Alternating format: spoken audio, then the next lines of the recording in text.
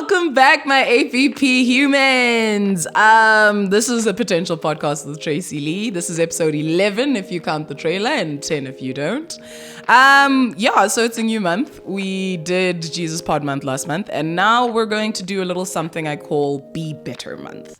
The reason I've chosen Be Better month is initially I was planning to do work pods because the month starts with Workers' Day, but then I realized that I decided rather let's just work on being better as people instead of working in general. I don't know if that makes sense. Anyway, whatever. So yeah, this month I'm pretty much just going to be doing pods that give me information, give me a little extra knowledge. And the big thing or the big idea is I'm trying to use this platform to actually help me improve this platform. So these are pods that are just, about being better, learning something new, gaining some new knowledge and seeing what you can do with it. Anyway, another thing that is actually quite interesting is I did a little bit of math, and by the end of this month, we will have had 10 reviews, and I would have reviewed about 21 podcasts in total. It would have been 20, but I decided to do a threefer. Still not a word. But yes, that time when I did 3 pods, now we're here. So we're doing the countdown to 21, everybody. So let's go. And also another thing, this episode I'm going to be doing a little bit differently. Instead of just giving you the fun facts, which I still will because I need you to know about the podcast I'm talking to, I'm going to just pick an episode that had a topic that actually called upon me and then just talk about my views and my ideas based on that topic or whatever it is. So let's jump on in. First things first, though, obviously, let's get the admin out of the way. I need to tell you the pods we're reviewing as well as the episodes we're going to talk about, and then we can just jump into the topics. So first thing, the 2 pods are Stuff You Should Know and Freakonomics Radio.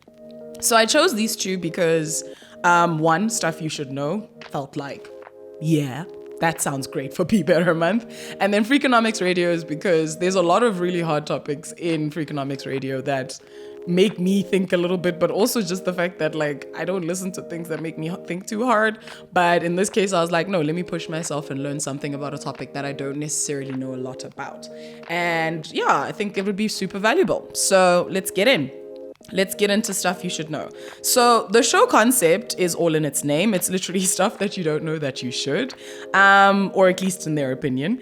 The hosts are Josh and Chuck. The duration is about 40 minutes to an hour, but there's short ones in between called quick hits. And then they post a little weirdly, because I actually did the math on this one. So they post 3 full episodes on Tuesday, Thursday, and Saturday, and then a short one on Wednesday. So this is a lot going on there, but there's content. You will never be bored. And then the other one is Freakonomics Radio, which is hosted by Stephen J. Dubner, and he's the co-author of the book Freakonomics.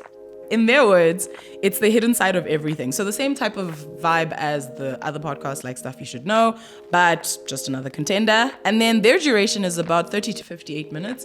It's very strange. Their durations are slightly odd. But anyway, so that's that. And then they post weekly, like normies. So but let's jump in. So, Stuff You Should Know.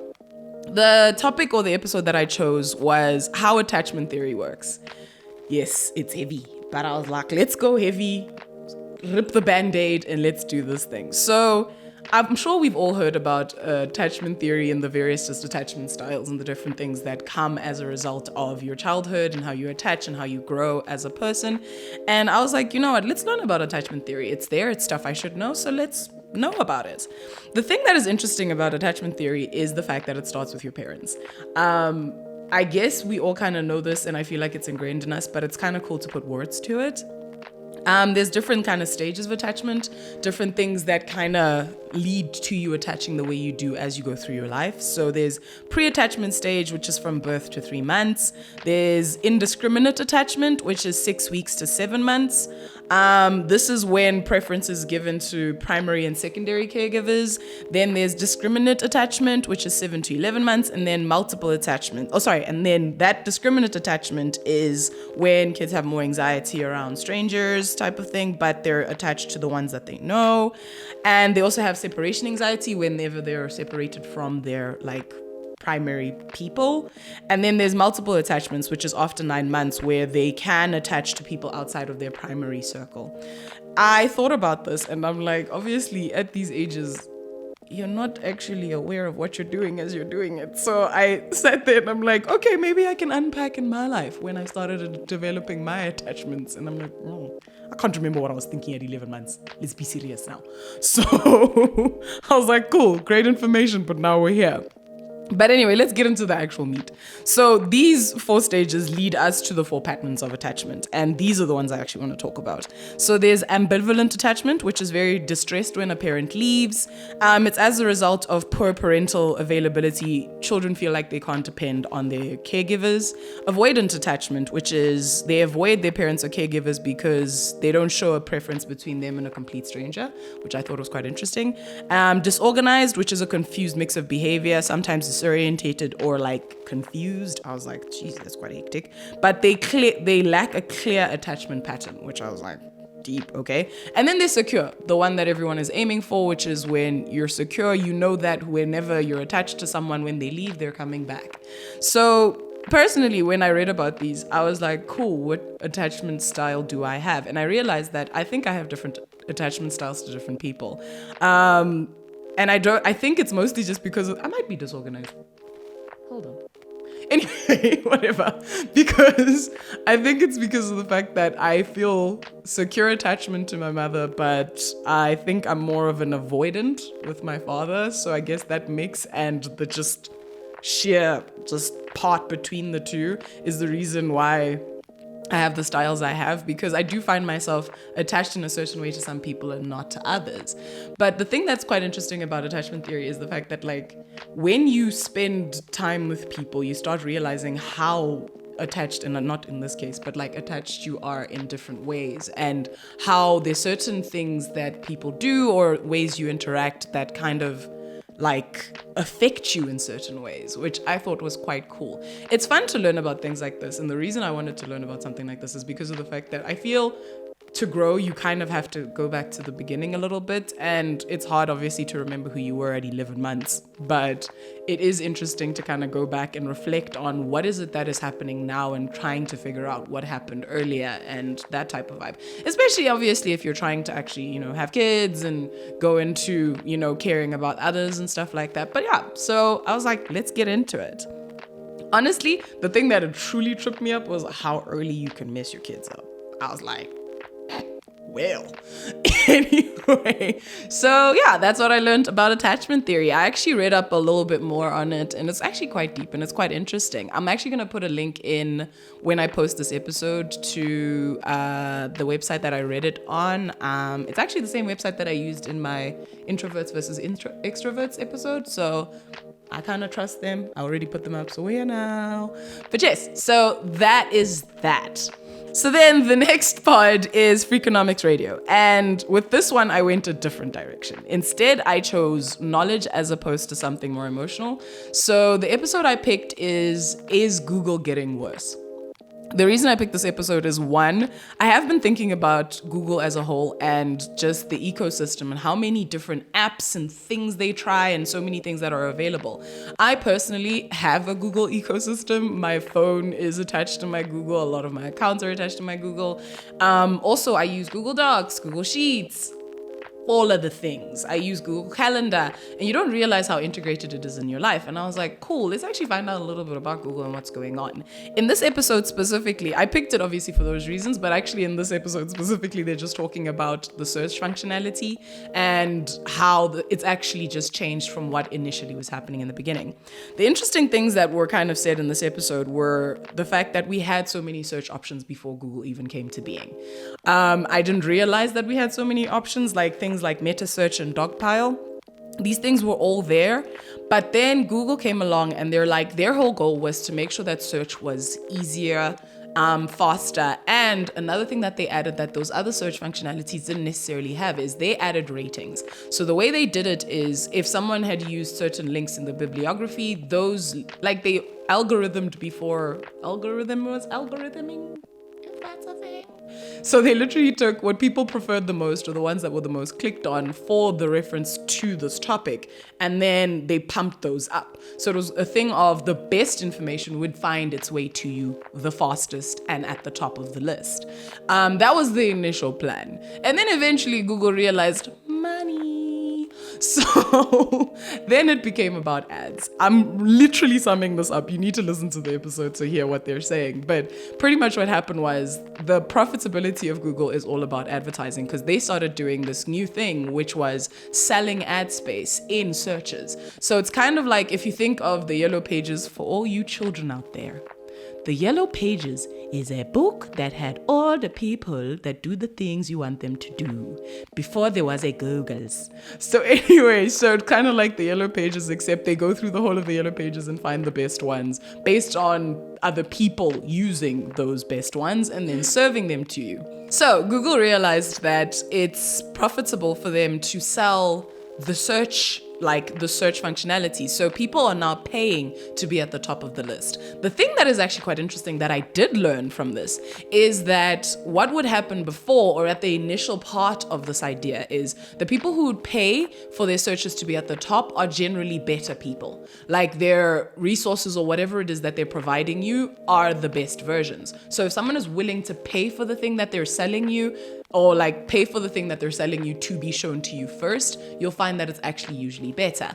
The thing that's interesting now is because of the fact that there's so much money just thrown at ad spend without actual thought or actually thinking about the product itself, it's now become a thing where the reason the question was asked, is Google getting worse, is now it feels like whenever you click search on Google or whatever search functionality you're using, or actually mostly Google because we're talking about Google, what happens is you're just thrown with a bunch of information that actually feels useless.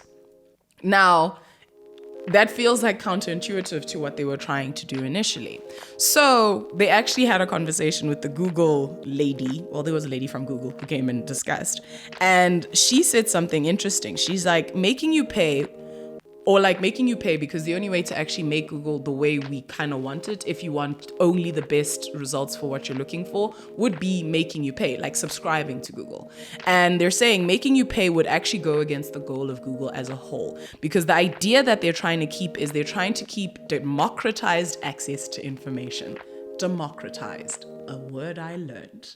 Anyway, so they're trying to keep a democratized access to information, which means that to keep Google as freely open and like letting everybody be able to access the information they need when they need it, they have to keep it the way it is. So on one hand, you have, I guess, two sides of the coin.